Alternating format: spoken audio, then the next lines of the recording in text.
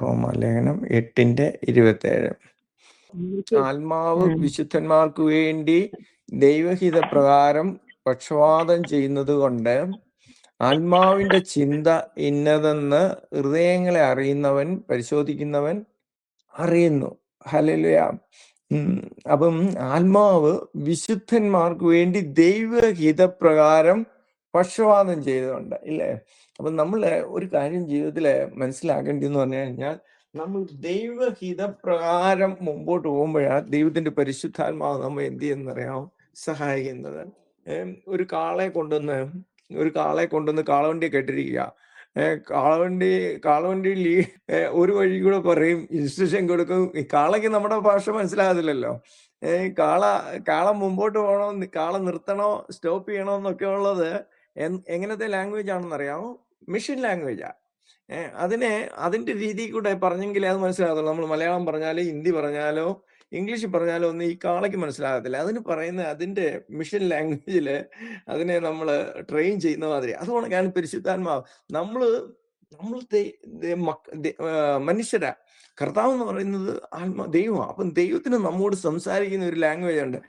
കർത്താവിന്റെ ലാംഗ്വേജ് എന്ന് പറഞ്ഞാൽ ബൈബിൾ പ്രകാരം അപ്പോഴേ ഇവിടെ എഴുതിയിരിക്കുന്നത് റോമാലേഖനം 8-ാം അധ്യായത്തിന്റെ 27-ാം വാക്യത്തിൽ, എന്ന ആത്മാവ് വിശുദ്ധന്മാർക്ക് വേണ്ടി ദൈവഹിത പ്രകാരം പക്ഷപാതം ചെയ്യുന്നത് കൊണ്ട് ആത്മാവിന്റെ ചിന്ത ഇന്നത് എന്ന് ഹൃദയങ്ങളെ പരിശോധിക്കുന്നവൻ അറിയുന്നു. അതിന്റെ 26-ാം വാക്യത്തില് ആത്മാവ് താനും നമ്മുടെ ബലഹീനതയ്ക്ക് തുണ നിൽക്കുന്നു. വേണ്ടും പോലെ പ്രാർത്ഥിക്കേണ്ടത് എന്നതെന്ന് നാം അറിയുന്നില്ലല്ലോ. ആത്മാവ് നമുക്ക് ഉച്ചരിച്ചു കൂടാത്ത ഞരക്കങ്ങളാൽ നമുക്ക് വേണ്ടി ദൈവഹിതപ്രകാരം പക്ഷപാതം ചെയ്യുന്നു. ഹല്ലേലൂയ. അപ്പോഴേ ദൈവത്തിന്റെ പരിശുദ്ധാത്മാവ് നമുക്ക് ദൈവഹിതപ്രകാരം നമ്മളെ ലീഡ് ചെയ്യുക. ഇങ്ങോട്ട് വന്നു പറഞ്ഞു കഴിഞ്ഞാൽ ചില പിള്ളേരെ ഉണ്ട്, നമ്മൾ ഇങ്ങോട്ട് വിളിച്ചു കഴിഞ്ഞാൽ എന്ത് ചെയ്യും? അങ്ങോട്ട് പോകും, ഇല്ലേ?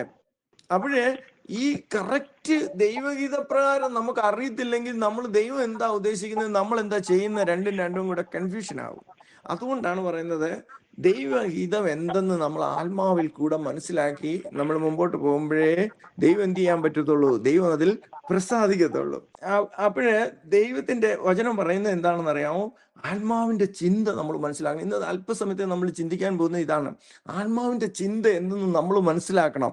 എന്നിട്ട് നമ്മൾ അതിൻപ്രകാരം മുമ്പോട്ട് ലീഡ് ചെയ്യുമ്പോഴേ ദൈവം എന്താണെന്നറിയാമോ, നമ്മൾ അറിയാത്ത രീതിയിൽ കൂടെ നമ്മളെ അനുഗ്രഹിക്കും. അത്ഭുതങ്ങളുടെ വഴികളെ കർത്താവ് തുറക്കും. ഈ വഴി കൂടെ നമ്മൾ അങ്ങോട്ട് ഉദ്ദേശിച്ചപ്പോൾ ഞാൻ പറഞ്ഞില്ലേ, ഒരു കാളവണ്ടിക്കാരൻ ആ കാള ഉദ്ദേശിക്കുന്ന രീതി കൂടെ പോയില്ലെങ്കിൽ അതിനെ അതിനെ തല്ലും അടിക്കും.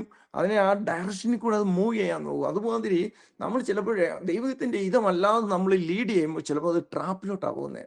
അതുകൊണ്ടാണ് വചനം പറയുന്നത് ഈ നാവിന്റെ അധികാരത്തിലാണ്, ജീവനും മരണവും നാവിന്റെ അധികാരത്തിലാണ്. അതിന് സിമിലറായിട്ടൊരു വാക്യമുണ്ട്. ആത്മാവിന്റെ ചിന്ത എന്ന് പറയുന്നത് ജീവനാ, ജഡത്തിന്റെ ചിന്ത എന്തുവാ? മരണം. ഹല്ലേലൂയ. അപ്പോൾ നമ്മൾ ഈ ജഡപ്രകാരം ചിന്തിക്കുമ്പോൾ നമ്മളെ അത് ഡൈവേർട്ട് ചെയ്ത് ആത്മാവിന്റെ ചിന്ത ആക്കിയില്ലെങ്കിൽ നമ്മൾ എങ്ങോട്ടാ പോകുന്നത്? ഡാർക്ക്നെസ്സിലോട്ട്, ആ മരണത്തിലോട്ട്, ഇരുട്ടിലോട്ടാ പോകുന്നത്. സാത്താന്റെ ശക്തിയിലോട്ടാണ് നമ്മൾ വലിഞ്ഞു പോകുന്നത്. അതുകൊണ്ട് ദൈവഹിതം പ്രകാരം നമ്മൾ ലീഡ് ചെയ്യുക പ്രകാരം അതിനുവേണ്ടി പരിശുദ്ധാത്മാവ് എന്ത് ചെയ്യുക? ഹാർഡ് വർക്ക് ചെയ്യുക. അതുകൊണ്ടാണ് പറഞ്ഞിരിക്കുന്നത് 26-ാം വാക്യത്തില് ആത്മാവ് നമ്മുടെ ബലഹീനതയ്ക്ക് അങ്ങ് തുണി നിൽക്കുക. എന്തുപോലും പ്രാർത്ഥിക്കേണ്ടതെന്ന് പോലും അറിയത്തില്ല, എങ്ങനെയൊക്കെ പോകേണ്ടിയെന്ന് പോലും നമുക്കറിയത്തില്ല. പക്ഷേ ആത്മാവ് ആ ബലഹീനതയ്ക്ക് തുണ നിന്ന് നമ്മളെ എന്ത് ചെയ്യുക? നമ്മോട് ഇങ്ങനെ പക്ഷപാതം ചെയ്യുക. ദൈവത്തോടും പക്ഷപാതം ചെയ്യുന്നു, ആത്മാവ് നമ്മോടും സംസാരിക്കുന്നു. ആത്മാവ് താനും ആത്മാവോട് സംസാരിക്കുന്നു. ദൈവത്തിന്റെ പരിശുദ്ധാത്മാവ് നമ്മളെ ആ വഴി കൂടെ നടത്തി ദൈവഹിതപ്രകാരം നമ്മളെ ലീഡ് ചെയ്യുക. അല്ലല്ലേ? അപ്പൊ നമ്മൾ ആ ദൈവഹിതത്തിനനുസരിച്ച് അങ്ങോട്ട് നമ്മൾ ചേർന്ന് നിന്ന് ആ തിരുഹിത കർമ്മങ്ങളൊക്കെ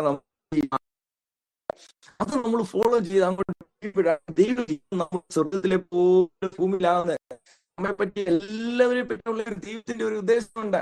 ഹല്ലേലൂയ. ആ ഉദ്ദേശം സാധിക്കാൻ കർത്താവ് ഈ ഭൂമിയിൽ വന്നത്. ഇപ്പൊ ഓരോ ഇപ്പൊ ഈ അമേരിക്കൻ ഗവൺമെന്റിനാണ് ഒരുപാട് ഡിപ്പാർട്ട്മെന്റ് ഉള്ളത് പോണക്ക് നമ്മളെല്ലാം ഇപ്പൊ നമ്മൾ പ്രസിഡന്റ് ആകാനൊക്കത്തില്ല.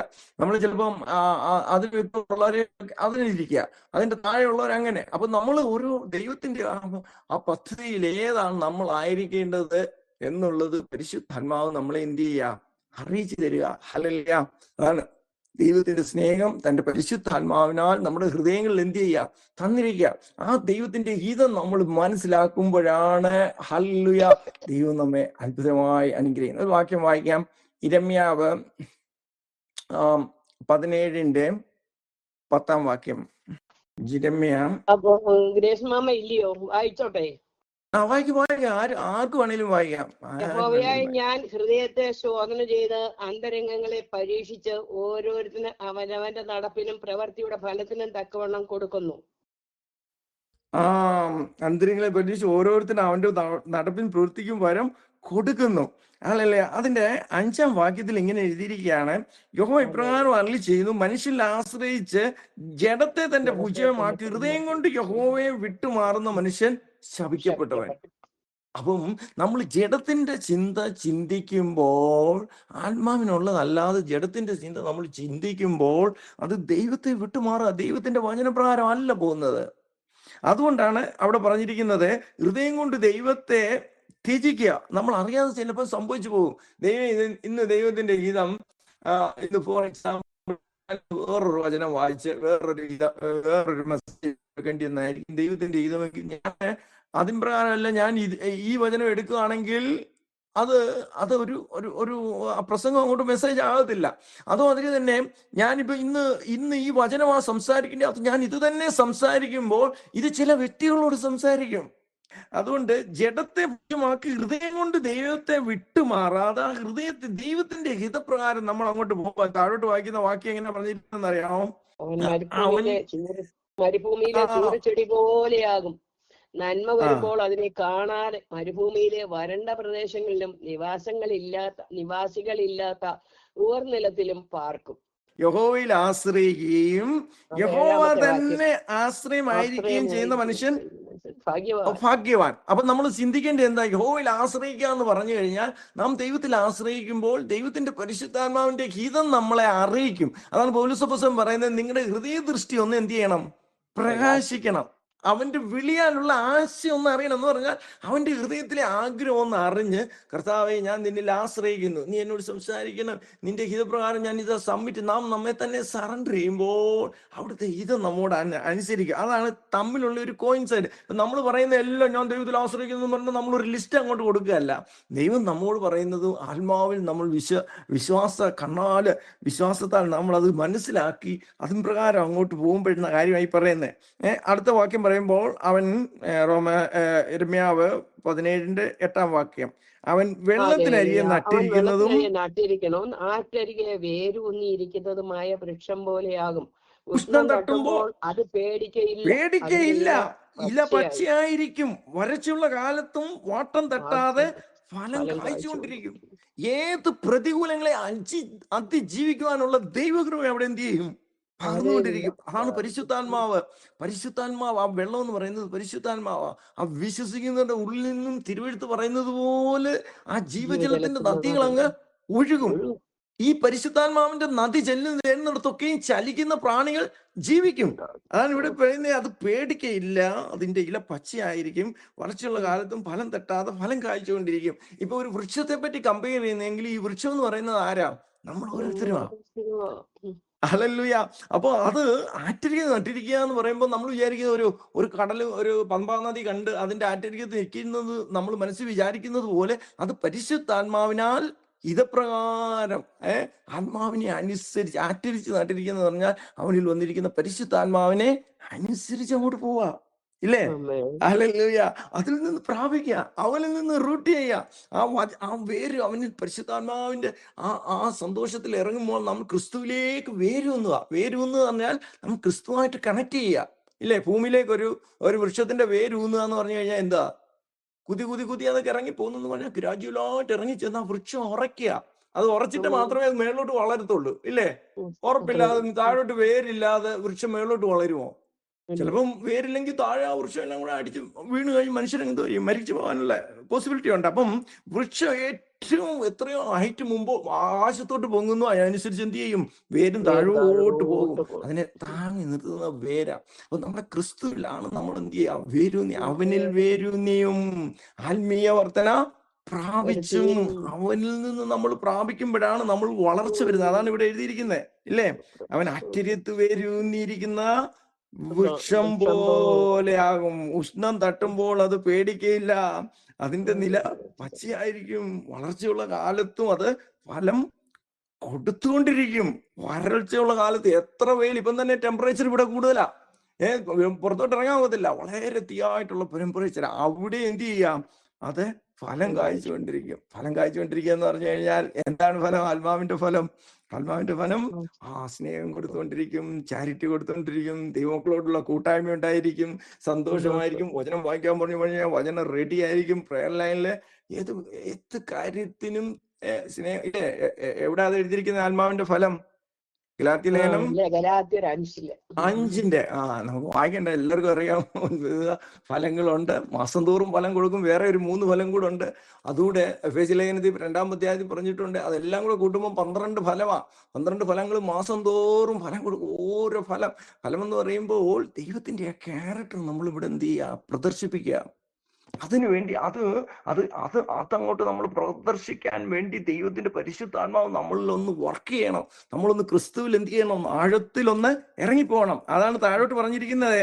അതിന്റെ 9-ാം വാക്യത്തിൽ നമ്മൾ വായിക്കുമ്പോൾ അതാണ് നമ്മൾ വായിച്ചത്. 9-ഉം 10-ആണ് വായിച്ചത്. ഹൃദയം എല്ലാത്തിനേക്കാളും കപടവും വിഷമവും ഉള്ളത്, അതാരാഞ്ഞറിയുന്നവനാർ?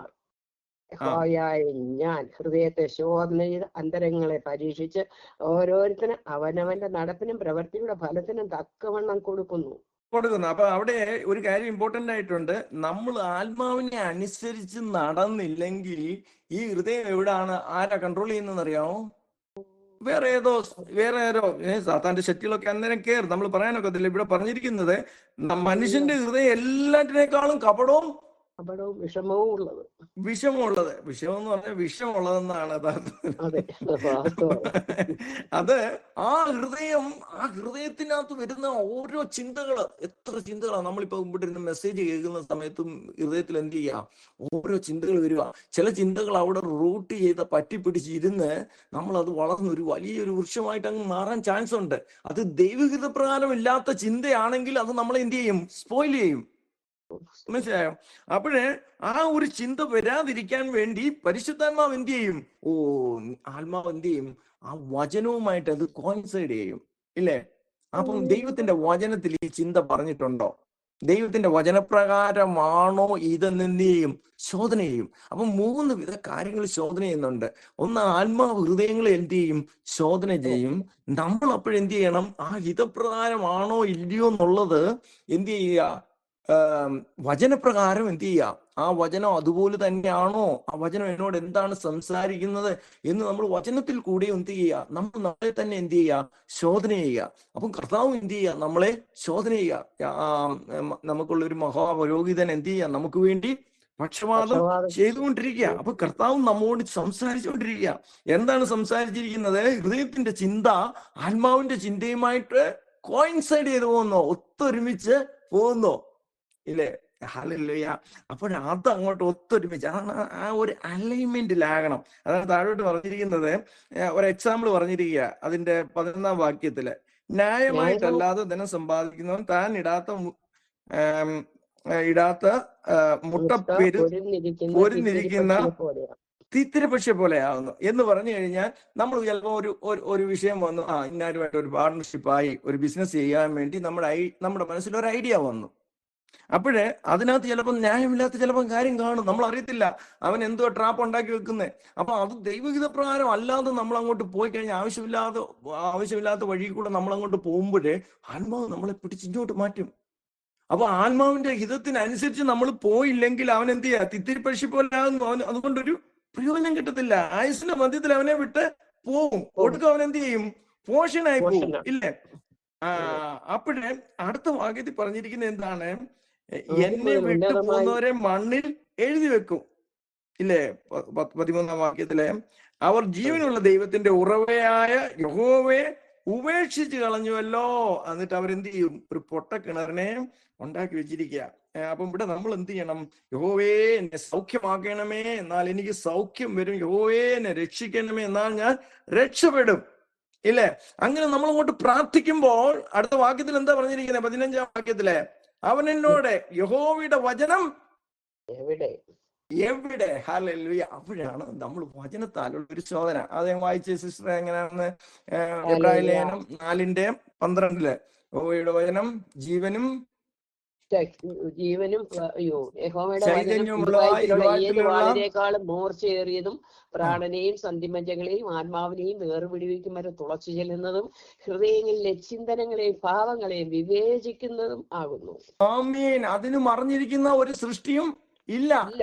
അവന്റെ കണ്ണിന് സകലവും നഗ്നതും മലർന്നതുമായി കിടക്കുന്നു. അവനുമായിട്ടാണ് നമ്മുടെ കാര്യം. ഇപ്പൊ നമ്മൾ ഒരു ബിസിനസ്സിന് വന്നു, അവൻ എന്താ ചെയ്യാൻ പോകുന്നുള്ളത് ദൈവത്തിന്റെ മുമ്പിൽ എന്തുവാ? നഗ്നതും മലർന്നുമായി കിടക്കുക. നമ്മളെന്നാ അറിയത്തുമില്ല.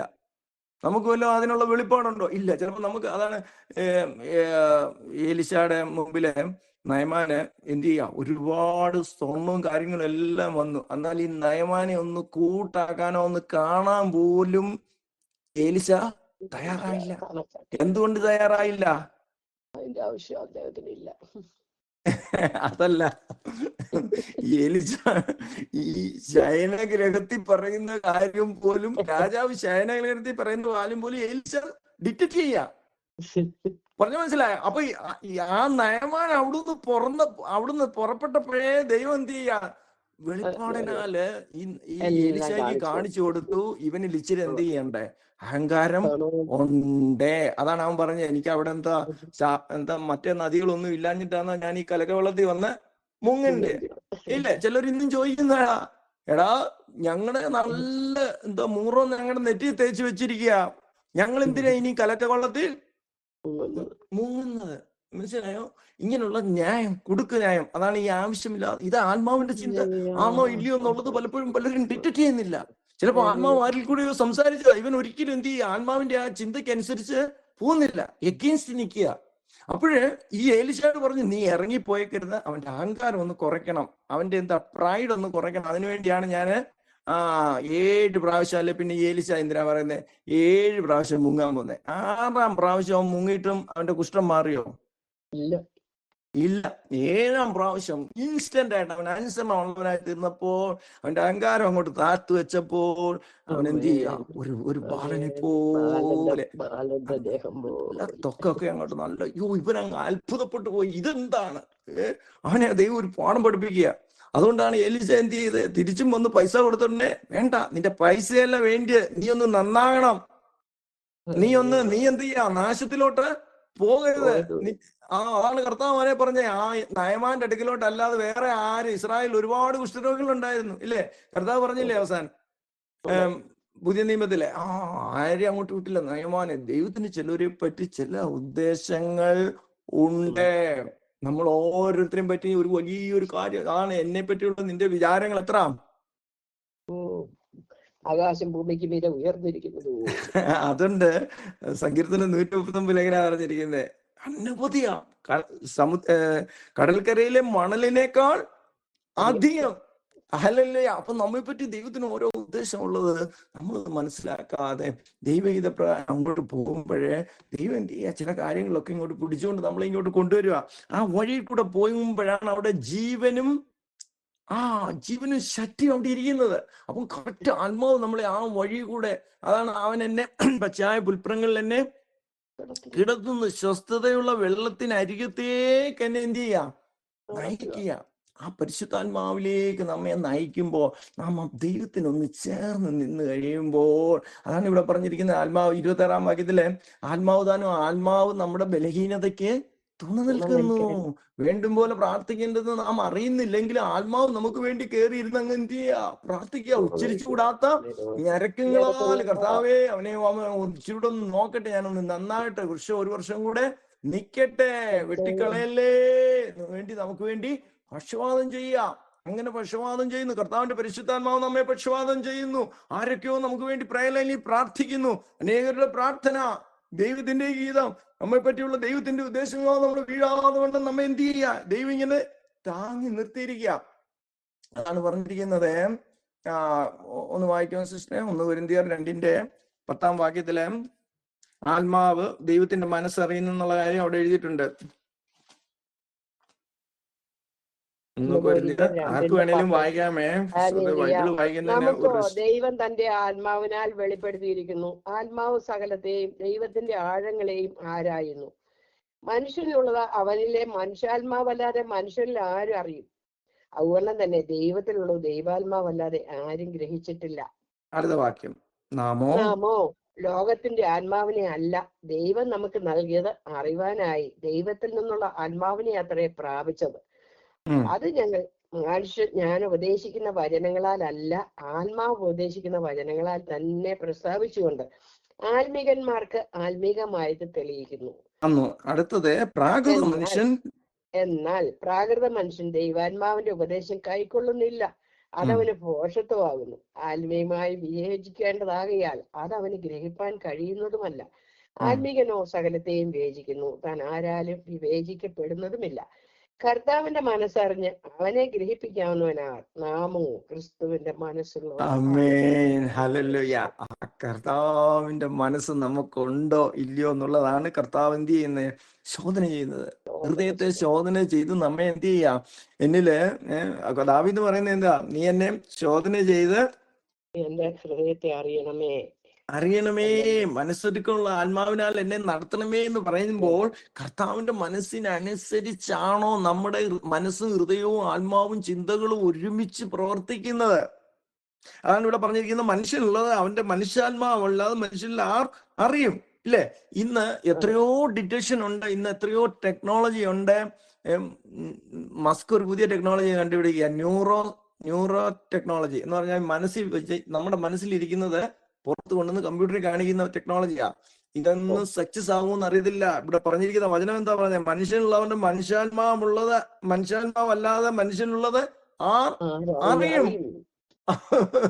മനുഷ്യന് വേണല്ലേ നമ്മുടെ DNA ഒക്കെ കണ്ടുപിടിക്കാം. ഇവന്റെ ചിന്ത, പക്ഷെ മനസ്സിലുള്ളത് അവന് ദൈവം കൊടുത്തിരുന്ന ഒരു പ്രൈവസിയാ, അത് മനുഷ്യാത്മാവുള്ളത്. അത് ആരറിയുന്നെന്ന് ചോദിച്ചു കഴിഞ്ഞാൽ ദൈവാത്മാവുള്ളത് അല്ലാതെ ആരും അതെന്ത് ചെയ്യാ, ഗ്രഹിച്ചിട്ടില്ല. അപ്പൊ നാമോ ദൈവത്തിന്റെ ആത്മാവ് വരുമ്പോൾ, ദൈവത്തിന്റെ ആത്മാവ് ആർക്കും അറിയാൻ ഒക്കത്തില്ല.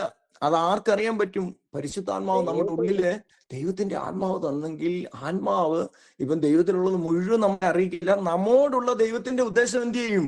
കർത്താവ് വെളിപ്പെടുത്തി തരും. അതാണ് പറഞ്ഞ എഫെസ്യ ലേഖനത്തിലെ, അത് കറക്റ്റ് ആയിട്ടുണ്ട്. അവന്റെ വിളിയാലുള്ള ആശ ഒക്കെ അറിയാമോ? 1-ാം അധ്യായത്തിലാണെന്ന്, 1-ാം അധ്യായത്തിലെ നോക്കട്ടെ, 1-ാം അധ്യായത്തിലെ അവന് അതിന്റെ അതിന്റെ 17-18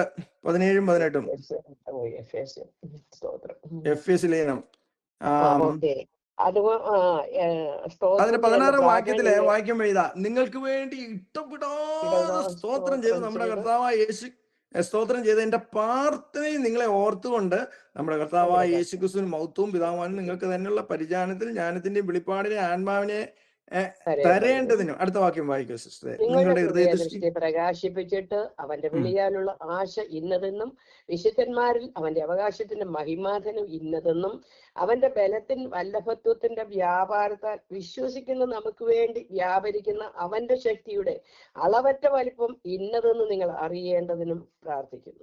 അവന്റെ വിശ്വസിക്കുന്ന വ്യാപരിക്കുന്ന നമുക്ക് വേണ്ടി വ്യാപരിക്കുന്ന അവന്റെ ശക്തിയുടെ അളവറ്റ വലിപ്പം നിങ്ങൾ എന്ത് ചെയ്യണം? ഒന്ന് അറിയണം. അതിന് ഹൃദയദൃഷ്ടി ഒന്ന് പ്രകാശിക്കണം. ആ വിളിയാലുള്ള ആശ ഇന്നതെന്നൊന്ന് അറിയണം. എന്ന് പറഞ്ഞാല് ഈ പരിജ്ഞാനത്തിന്റെ ആത്മാവിനെ നമ്മൾ പ്രാപിക്കുമ്പോൾ ദൈവം എന്ത് ചെയ്യുക, ഒരു വലിയ റിസോഴ്സ് നമ്മുടെ ഉള്ളിലേക്ക് തരിക.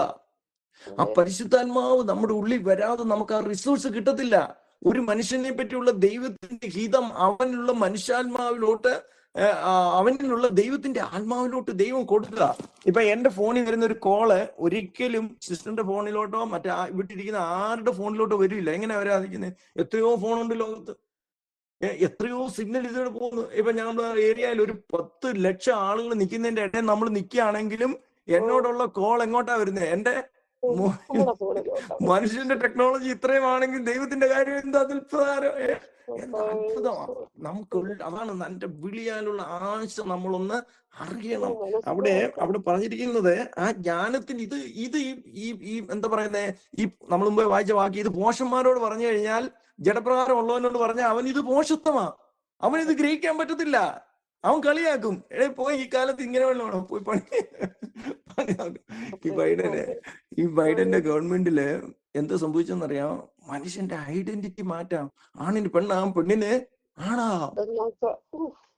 ഇങ്ങനൊക്കെ ചെയ്യാൻ എടുത്ത ദൈവം അതല്ലേ എടുത്തില്ല. ഇങ്ങനെയൊക്കെ ഉള്ളവരെ എന്ത് ചെയ്യാം? മാറ്റിക്കളഞ്ഞിരിക്കുന്നത്. പ്രൈഡ് എന്ന് പറയുന്ന ഒരു വലിയ ഒരു സംഘടനയുണ്ട്. അവരുടെ പേര് LGBTQ എന്ന് പറഞ്ഞു കഴിഞ്ഞാൽ അവന് ആണും പെണ്ണും ഇല്ല, എല്ലാം ഇങ്ങനെ പോകുന്ന ഒരു ടൈപ്പാ. ഈ LGBTക്കാരുടെ ഇതത്തിനനുസരിച്ചാണ് എന്ത് ചെയ്യുന്നത്? ഈ ഐഡന്റിറ്റി മാറ്റുന്നത്. മനസ്സിലായോ? അവൻ ഏത് ഐഡന്റിറ്റിയും വെക്കാമെന്നുള്ള ഒരു അവന്റെ ശക്തികളെയൊക്കെ എന്ത് ചെയ്യാം? ദൈവം ഇങ്ങോട്ട് എന്ത് ചെയ്യാം? അടുത്ത ഗവൺമെന്റ് വന്നപ്പോഴത്തെ അവന്റെ ശക്തികളെ തകർത്ത് കളഞ്ഞിരിക്കുക. ഇങ്ങനെയുള്ള ചില ശക്തികൾ വ്യാപരിക്കുന്നുണ്ട്. അപ്പൊ നമ്മൾ ആ ശക്തിക്കെതിരെ പ്രാർത്ഥിക്കുമ്പോഴാണ് ദൈവം ഇങ്ങനെയുള്ള ഭരണകർത്താക്കളെ എന്ത് ചെയ്യുന്നത്? അവിടെ കൊണ്ടുവരുന്നത്. ഹല്ലേലൂയ. അപ്പൊ ഇവിടെ ദൈവഹിതത്തിന് വിരോധമായി പ്രവർത്തിക്കുന്നതിന് എന്ത് ചെയ്യാം? മനുഷ്യാത്മാവ് ഡിക്റ്റേറ്റ് ചെയ്യുക. അത് ആത്മാവ് വെളിപ്പെടുത്തിയിരിക്കുക. യോഹന്നാന്റെ സുവിശേഷത്തിലെ ഒരു വാക്യം വായിക്കുമോ? യോഹന്നാന്റെ സുവിശേഷം 16:13 സത്യത്തിന്റെ ആത്മാവ് വരുമ്പോഴോ, അതാണ് ദൈവത്തിന്റെ ആത്മാവ് വരുമ്പോഴേ അവൻ എന്ത് ചെയ്യും? സകല സത്യത്തിലും. സത്യത്തിന്റെ ആത്മാവ് വരുമ്പോഴോ അവൻ നിങ്ങളെ സകല സത്യത്തിലും വഴി നടത്തും. അവൻ സ്വയമായി സംസാരിക്കാതെ താൻ കേൾക്കുന്നത് സംസാരിക്കുകയും വരുവാനുള്ളത് നിങ്ങൾക്ക് അറിയിച്ചു തരികയും. അവൻ കേൾക്കുന്നത് സംസാരിക്കുകയും വരുവാനുള്ള കാര്യങ്ങൾ അവൻ നിങ്ങളെ അറിയിക്കുകയും ചെയ്യും. എന്താണ് ഈ കേൾക്കുന്നത്? ആരോട് കേൾക്കുന്നതാ? ദൈവത്തിൽ നിന്ന് കേൾക്കുന്നത്. ഡിക്റ്റേറ്റ് ചെയ്തുകൊണ്ട് എന്ത് ചെയ്യുക? ദൈവത്തിന്റെ പരിശുദ്ധാത്മാവ് ഇവനെ നമ്മെ പറ്റിയുള്ള ഉദ്ദേശം, ദൈവം എന്താണ് ഉദ്ദേശിക്കുന്നുള്ളത് കേൾക്കുക. സ്വർഗത്തിൽ നിന്ന് കേൾക്കുന്നത് അത് ആർക്ക് അറിയിച്ചു തരും? നിങ്ങൾക്ക് അറിയിച്ചു തരും. അതാണ് ഹൃദയദൃഷ്ടി. അതിനെന്ത് ചെയ്യണം? ഒന്ന് പ്രകാശിക്കണം. അവന്റെ വിളിയാലുള്ള ആശ ഒന്ന് അറിയണം. നമ്മൾ കൊരിന്ത്യലേഖനത്തിൽ വായിച്ച മാതിരി കർത്താവിന്റെ മനസ്സൊന്ന് അറിയണം. അവനെ പഠിപ്പിക്കുന്നവരാര്? എന്നാൽ നമുക്ക് ആരുടെ മനസ്സുണ്ട്? കർത്താവിന്റെ മനസ്സ് ഉണ്ട്. ഹല്ലേലൂയ. അതാണ് ഓരോരുത്തർക്കും ഒരു അതാണ് ഇപ്പൊ ഈ പത്രോസിനോട് കർത്താവ് പറഞ്ഞു, നീ എന്ത് ചെയ്യാ? എന്റെ ആടുകളെ മേയ്ക്കുക, നീ എന്നെ മേയ്ക്കുക. അപ്പൊ യോഹന്നാൻ അപ്പുറത്ത് ഇപ്പുണ്ട്. പത്രോസ് എന്താ പറഞ്ഞേ? അവനെന്ത് ഭവിക്കുമെന്ന് ഇല്ലേ? 21-ാം അധ്യായത്തിലുണ്ട് അവസാന വാക്യങ്ങളില്.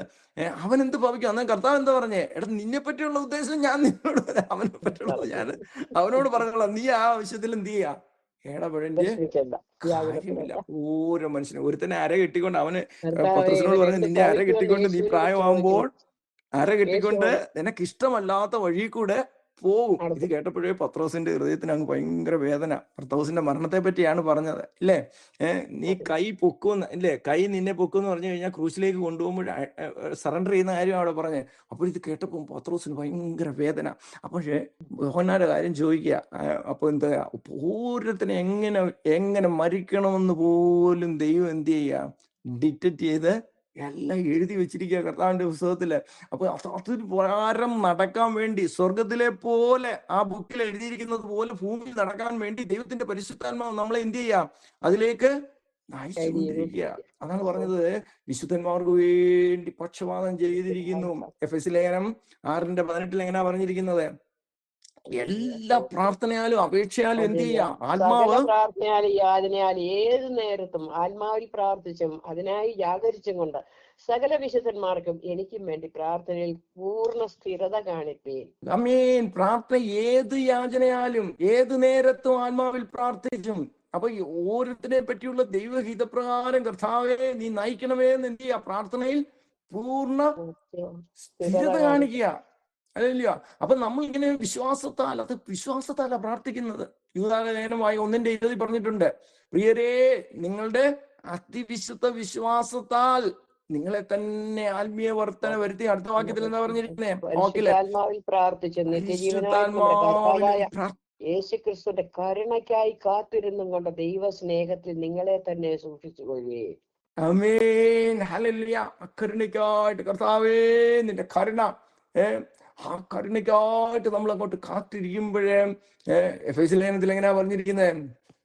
എഫേസ്യ ലേഖനത്തിൽ പറഞ്ഞിട്ടുണ്ട്, ആ ആ ആ ഒരു കറക്റ്റ് മൂമെന്റിലോട്ടാകുമ്പോൾ നമ്മളും പിതാവുമായിട്ട് ഒരുമിച്ച് സ്വർഗത്തിലോട്ട് പോവാ, ഇല്ലേ? എഫേസ്യ ലേഖനം 2:18 നോക്കുക.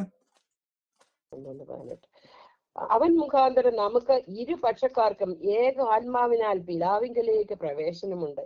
ആ ഏക ആത്മാവിനാൽ പിതാവിങ്കിലേക്ക് പ്രവേശനമുണ്ട്.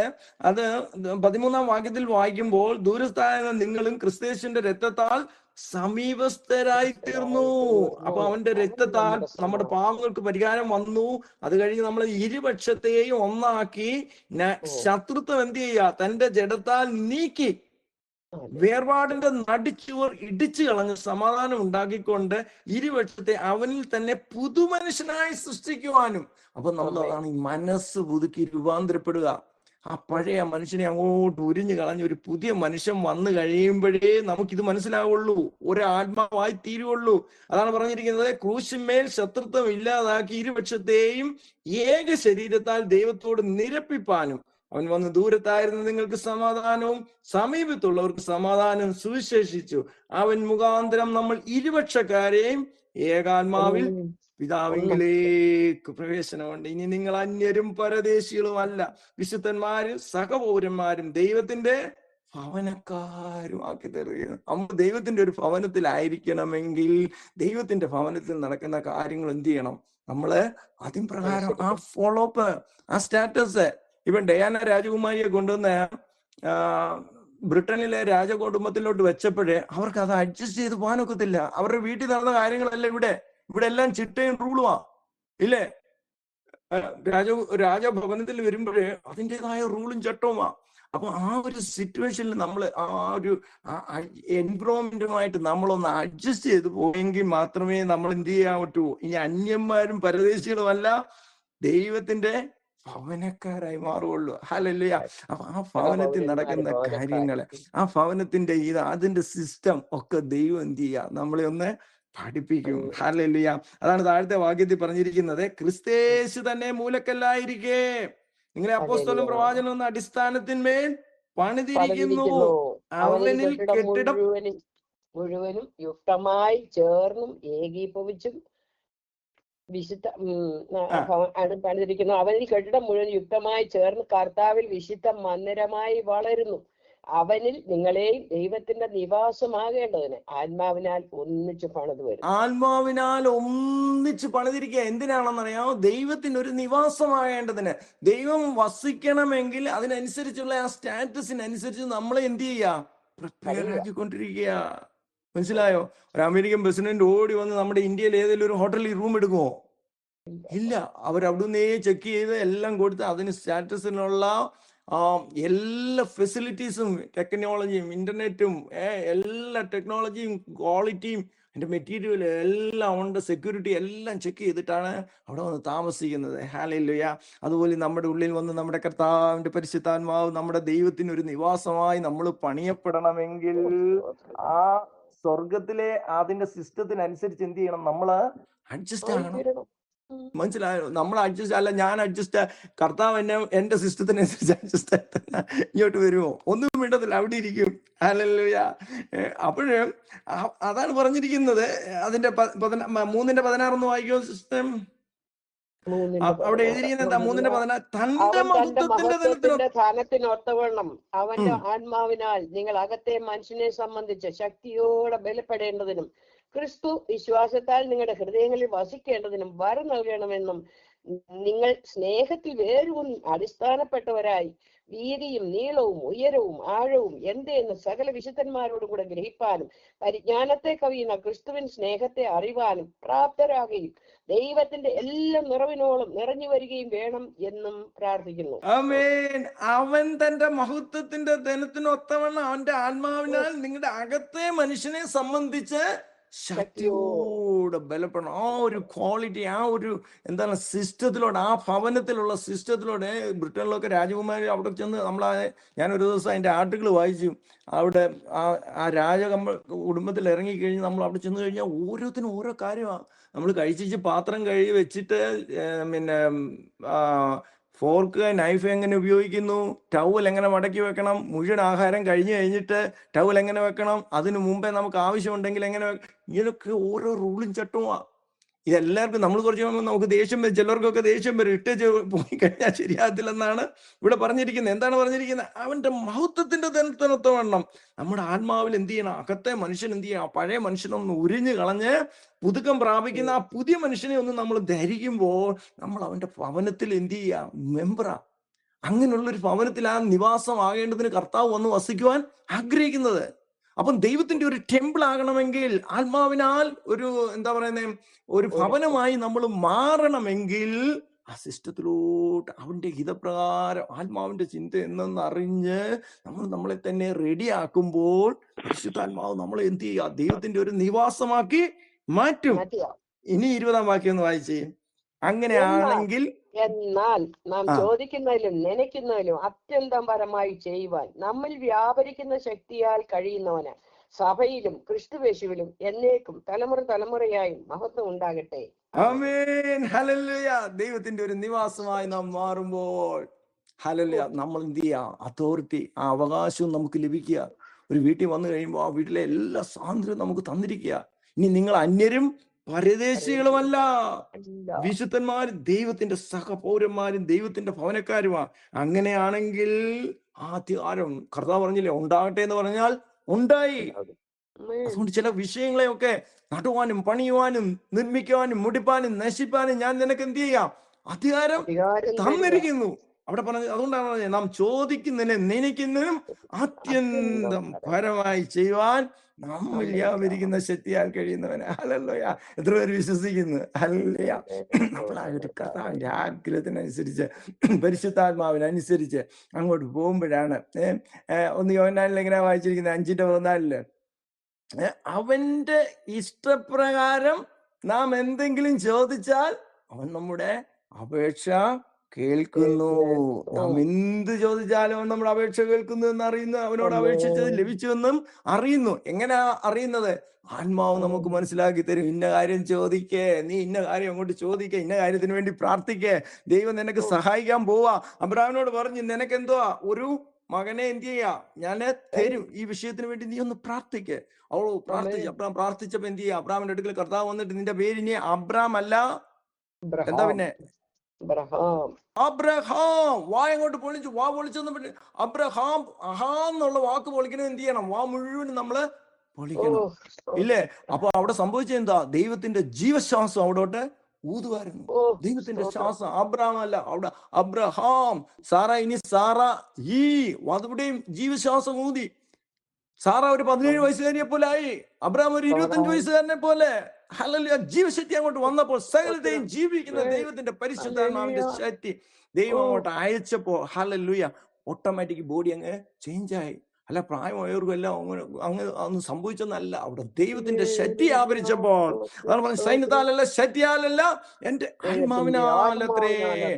പരിശുദ്ധാത്മാവിനനുസരിച്ച്. അപ്പൊ അതിനനുസരിച്ച് ദൈവത്തിന്റെ ഹിതത്തിനനുസരിച്ച് നമ്മൾ അങ്ങോട്ട് പ്രാർത്ഥിക്കുമ്പോൾ കർത്താവ് പറഞ്ഞ എന്താ? എന്ത് ചോദിച്ചാലും അത് നമ്മുടെ അപേക്ഷ കേൾക്കുന്നു. അപ്പൊ നമ്മുടെ ആത്മാവ് നമ്മോട് പറയും ഇന്നെ ചോദിക്കുക. അത് നമ്മൾ വിശ്വാസത്താൽ ചോദിക്കുമ്പോൾ, അതാണ് ചോദിക്കുന്നത് നിനക്കുന്നു അത്യന്തപരമായി, അതിനെ നമ്മൾ ചിന്തിക്കുന്നതിന് അപ്പുറമായി ദൈവം തരുവാൻ. അത് ആത്മാവിന്റെ ചിന്തയായിരിക്കണം. ഹല്ലേലൂയ. ആ ഭവനത്തിന്റെ സ്റ്റാറ്റസിനനുസരിച്ച്, ദൈവിക ഭവനത്തിനനുസരിച്ച് അങ്ങോട്ട് ചോദിക്കുമ്പോൾ അതാണ് പറഞ്ഞിരിക്കുന്നത്. എഫെസ്യ ലേഖനത്തിലാണ് അതിന്റെ 9-ാം വാക്യത്തിൽ 1 വായിച്ചിട്ടുണ്ട്. അവനിൽ താൻ മുൻ നിർണയിച്ച തന്റെ പ്രസാദത്തിന് തക്കവണ്ണം തന്റെ ഹിതത്തിന്റെ മർമ്മം നമ്മോട് അറിയിച്ചു. ഹല്ലേലൂയ. അവന്റെ പ്രസാദത്തിനൊത്ത് അവന്റെ ഹിതത്തിന്റെ മർമ്മം എന്താണ്? ഹല്ലേലൂയ. അത് ആത്മാവിന്റെ ചിന്ത. അത് നമ്മോട് അറിയിച്ച് അത് നമ്മോട് പ്രാർത്ഥിക്കാൻ പറയാ. ഹല്ലേലൂയ.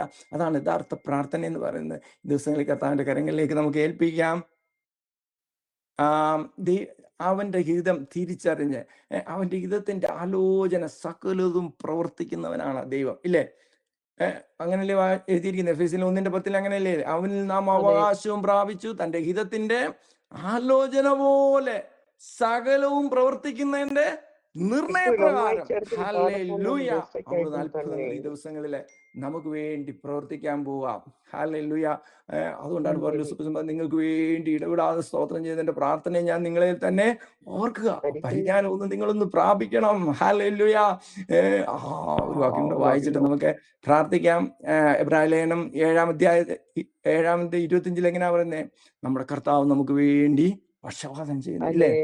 അതുകൊണ്ട് താൻ 7:25 മുഖാന്തരമായി ദൈവത്തോട് അടുക്കുന്നവർക്ക് വേണ്ടി പക്ഷപാതം ചെയ്യുവാൻ സദാ ജീവിക്കുന്നവനാകയാൽ അവരെ പൂർണ്ണമായി രക്ഷിപ്പാൻ അവൻ പ്രാപ്തനാകുന്നു. ആമേൻ. ഫൈനൽ ട്രാൻസ്ഫോർമേഷൻ, നമ്മുടെ ശരീരത്തിന്റെ വീണ്ടെടുപ്പ്. അതാണ് നമ്മൾ റോമാലേഖനം 8-ാം വായിച്ചിരിക്കുന്ന. ആത്മാവ് എന്ത് ചെയ്യാം? ഉച്ചരിച്ചു കൂടാത്ത ഞരക്കങ്ങളാൽ നമുക്ക് വേണ്ടി അപേക്ഷിക്കുന്നത്. എന്തിനാണ്?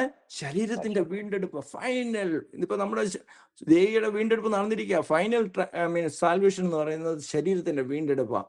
അതാണ് ഈ ശരീരം, ഈ താഴ്ചയുള്ള ശരീരം തൻ്റെ മഹത്വമുള്ള ശരീരത്തോടൊന്ന് അനുരൂപമാക്കണം. അതാണ് പൂർണ്ണമായി രക്ഷിക്കുവാൻ, ഇല്ലേ? ബോഡിയുടെ ട്രാൻസ്ഫോർമേഷൻ. അതിനുവേണ്ടിയാണ് നമ്മൾ തരണം ലഭിക്കാനും അവൻ്റെ സഹായത്തിനുള്ള പരിശുദ്ധാത്മാവിൻ്റെ ശക്തിയാണ് നമ്മളെ ട്രാൻസ്ഫോം ചെയ്യുന്നത്. ആ ശക്തിക്ക് വേണ്ടി നമ്മൾ പ്രാർത്ഥിച്ചുകൊണ്ടിരിക്കണം. അതാണ് നമ്മുടെ ഫൈനൽ സാൽവേഷൻ. പലരും അതങ്ങ് വിട്ടുപോകും. അതാണ് ചിലർ അതൊന്നും പ്രാർത്ഥിക്കത്തില്ല. കാർ വേണം, വീട് വേണം, അത് വേണം, മക്കളെ വേണം, അത് വേണം, എല്ലാം കാര്യമുണ്ട്. അതെല്ലാം പ്രാർത്ഥിക്കുമ്പോൾ എന്ത് ചെയ്യാം? ഇത് പ്രാർത്ഥിക്കുമ്പോൾ അതെന്ത് ചെയ്യാം? ഓട്ടോമാറ്റിക്കായിട്ട് അങ്ങ് ലഭിക്കും, ഇല്ലേ? ആ വാക്യം കൂടെ ഒന്ന് വായിച്ച സിസ്റ്റം. ആത്മാവ് അച്ചരിച്ചു കൂടാത്ത ഞരക്കങ്ങളാൽ നമുക്ക് വേണ്ടി അത് ശരീരത്തിന്റെ വീണ്ടെടുപ്പായ അതിന്റെ ബലഹീനതയ്ക്ക് തുണ നിൽക്കുന്നു. വേണ്ടും പോലെ അതല്ല 18-ാം വാക്യത്തിലെ റോമാലേഖനം 8:18 വെളിപ്പെടുവാനുള്ള തേജസ് കഷ്ടങ്ങൾ നമ്മിൽ വെളിപ്പെടുവാനുള്ള തേജസ് വിചാരിച്ചാൽ ഈ കാലത്തിലെ കഷ്ടങ്ങൾ സാരമില്ല എന്ന് ഞാൻ എണ്ണുന്നു.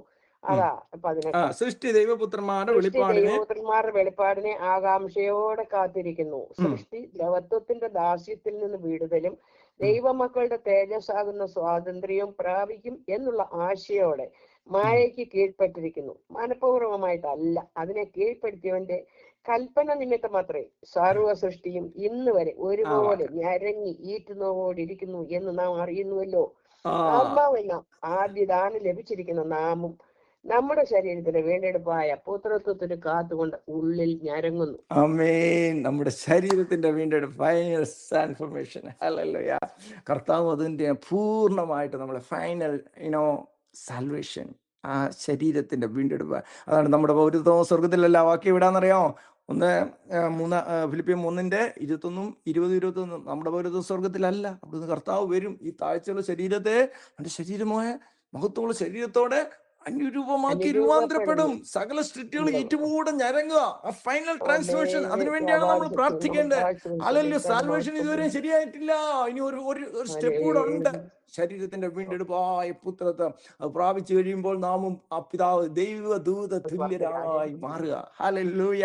അതാണ് കർത്താവ് ഗംഭീരനാദത്തോടും 1 തെസ്സലോനിക്കർ 4:16 ഈ വചനങ്ങൾ അതിന്റെ അവസാനത്തെ വാക്യത്തിൽ പറഞ്ഞിരിക്കുന്നത് എന്താ? ഈ വചനങ്ങളാൽ അന്യോന്യം ആശ്വസിപ്പിച്ചു. ഏത് വചനങ്ങളെ കൊണ്ടാ? ആ ശരീരം രൂപാന്തരപ്പെടുക. അവന്റെ താഴ്ചയുള്ള ശരീരത്തോടാകും കർത്താവ് ജീവനോട് ശേഷിക്കുന്ന നാം രൂപാന്തരപ്പെട്ട് അവനോടൊത്തായിരിക്കും. നിത്യ യുഗങ്ങൾ കർത്താവിനോടായിരിക്കും. ഹല്ലേലൂയ. അതാണ് നമ്മുടെ പ്രത്യാശ. ആ പ്രത്യാശയ്ക്കായി ദൈവം നമ്മെ സഹായിക്കട്ടെ, ബലപ്പെടുത്തട്ടെ. അതായിരിക്കട്ടെ നമ്മുടെ ആഗ്രഹം. അത് ആഗ്രഹമാണെങ്കിൽ അതിനോടൊപ്പം സകലതും ദൈവം നമുക്ക് തന്നിരിക്കും. ഹല്ലേലൂയ. നമ്മെ പറ്റിയുള്ള ദൈവത്തിന്റെ ഹിതം, ഓരോരുത്തരെ പറ്റിയുള്ള ദൈവഹിതം ആത്മാവ് ഉച്ചരിക്കുന്ന ആ ഞരക്കങ്ങളാൽ ഈ ദിവസങ്ങളിൽ ആഗ്രഹിക്കുന്ന രീതിയിൽ, ആത്മാവ് ആഗ്രഹിക്കുന്ന രീതി ചിന്തിച്ചുകൊണ്ട് പ്രാർത്ഥിച്ചുകൊണ്ട് ആത്മാവിന്റെ ചിന്ത അറിഞ്ഞുകൊണ്ട് ആത്മാവിനെ അനുസരിച്ച് ദൈവത്തിന്റെ പരിശുദ്ധാത്മാവിനെ സഹായിക്കട്ടെ. പ്രാർത്ഥിച്ചുകൊണ്ട് വാക്കുകൾ നിർത്തുന്നു. ദൈവമേ സഹായിക്കണമേ. അവിടുത്തെ ആത്മാവെ ഞങ്ങളോട് സംസാരിച്ചതിനായ സ്തോത്രം. അവിടുത്തെ ഹിതം തിരിച്ചറിഞ്ഞുകൊണ്ട് കർത്താവെ ആ ഫൈനൽ ട്രാൻസ്ഫോർമേഷനെ കർത്താവെ ജീവിക്കുവാൻ, ദൈവത്തിന്റെ ഭവനമായി ഞങ്ങൾ തീരുവാൻ, ആത്മാവിന്റെ ചിന്തയ്ക്ക് അനുസരിച്ച് മുമ്പോട്ട് പോകുവാൻ, ഒരു ദൈവത്തിന് ഒരു നിവാസമായി തീരേണ്ടതിനായി കർത്താവെ ആ ഹിതത്തിന്റെ മർമ്മത്തിനനുസരിച്ച് കർത്താവെ ആ വിളിയാനുള്ള ആശയൊക്കെ ഒന്ന് തിരിച്ചറിഞ്ഞ് കർത്താവെ കർത്താവെ. ആ പരിജ്ഞാനത്തിന്റെ ആത്മാവിനെയൊക്കെ ഒന്ന് പ്രാപിച്ച് കർത്താവെ. ഹല്ലേലൂയ. ആ മക്കളാക്കി, ആ പുത്രന്മാരാക്കി കർത്താവെ. ഈ ദിവസങ്ങളിൽ കർത്താവെ ആ ദൈവാലയത്തിലേക്ക് ഞങ്ങൾക്ക് പ്രവേശനമുണ്ടെന്ന് ഞങ്ങളെ കേൾപ്പിച്ചല്ലോ കർത്താവെ. ഏകാത്മാവിനാൽ കർത്താവെ ആ ദൈവിക മന്ദിരത്തിലോട്ട് വിശ്വാസത്താൽ പ്രവേശിച്ചുകൊണ്ട് കർത്താവെ ദൈവത്തെ വാഴ്ത്തുവാനും സ്തുതിപ്പാനും കർത്താവിനൊരു നിവാസമായി കർത്താവെ ക്രിസ്തുവിന്റെ മൂലക്കല്ലായി ആ അടിസ്ഥാനത്തിന്മേലൊന്ന് പണിയപ്പെട്ട് കർത്താവെ ദൈവത്തിന്റെ കയ്യിലായിരിക്കാൻ കർത്താവ് ഞങ്ങളെ സഹായിച്ചാട്ടെ. എല്ലാം ചോദിക്കുന്നത് എനിക്ക് അത്യന്തം പരമായി നിന്നെ പോറ്റുവാൻ ശക്തനായ നിന്റെ ദൈവം നിനക്ക് മുമ്പായി കടന്നു പോയിക്കൊണ്ടിരിക്കുന്നു. ഹല്ലേലൂയ. ജനങ്ങളാലെ കർത്താവ് ഞങ്ങളെ ശക്തീകരിച്ചതിനായി സ്തോത്രം.